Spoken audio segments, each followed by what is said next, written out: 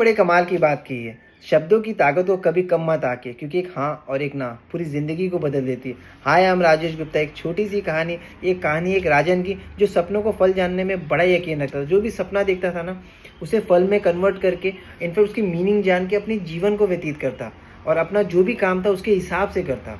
और हमेशा जब भी उसे सपना आता तो अपने जानकार को बुलाता और उसके बारे में बात करता और उसके हिसाब से अपनी जीवन। एक बार ऐसा हुआ कि राजन बड़ा अजीब सा सपना देखे। जब उठे तो तुरंत ही अपने जानकार को बुलाया। तो बोला कि मैंने आज एक सपना अजीब सा देखा। बोला क्या देखा? बोले मैंने सारे दांत टूट जाएंगे बट एक बड़ी सी दांत मेरी बाकी है। इसका मतलब क्या है? वो जानकर बड़ा कंफ्यूज हुआ। फिर जब जो 5-6 थे जो दरबार में, उनको भी बुलाया गया। उन्हें भी नहीं समझ में आ रहा था कि क्या बताऊं राजन को। तो धीरे से उसे एक जन बताए कि राजन, एक इंसान है जो आपके सवाल का जवाब दे देगा। बोला कौन?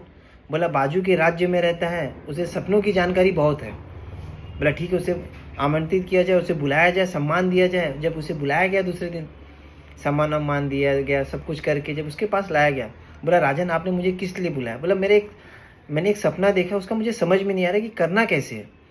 तो उसने बताया कि मेरे सब दांत टूट चुके, बस एक बड़ी सी दांत रही। बोला राजन, बहुत सिंपल सी बात है कि आपके जो परिवार में आप सबसे ज़्यादा जीवित रहेंगे, बाकी सब मर जाएंगे। और ये हकीकत है, ना इसे आप टाल सकते हैं ना मैं टाल सकता हूँ। मृत्यु तो सबको आनी है।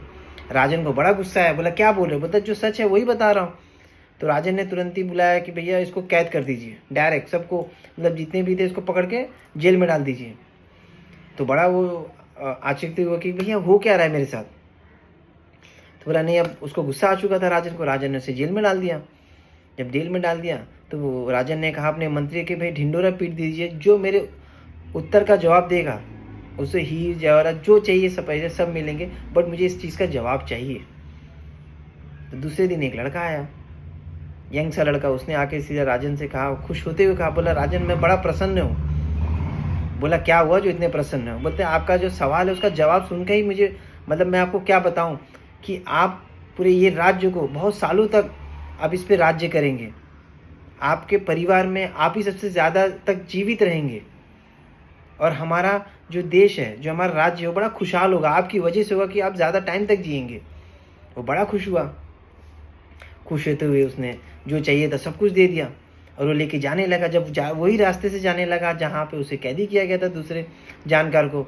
बोला तुमने ऐसा क्या बोला? बोला जो आपने कहा वही मैंने बोला। बोला क्या बोला?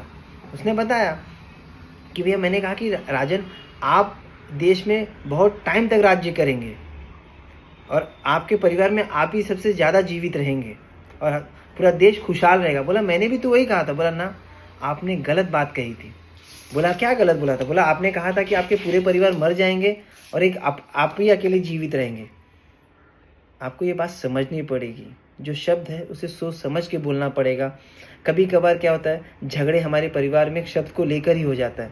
बोलते हैं ना कैसे बोलना चाहिए, हम बचपन में सीख जाते हैं, लेकिन कब तक किस तरह का से बोलना चाहिए हम जीवन भर नहीं सीख पाते। तो हमेशा जब भी मुँह खोलो सोच समझ के बोलो कि किसी को मेरी वजह से ठेस ना पहुँचे, क्योंकि बहुत बार ऐसा होता है कि रिश्ते इसी वजह से टूट जाते हैं। बाद में हम पछताते हैं कि हमने क्यों ऐसा बोला। तो हमेशा ख्याल करिए किसी को ठेस ना पहुँचाइए और जब भी बोलिए अच्छा ही बोलिए। थैंक यू सो मच, अपना ख्याल करिए।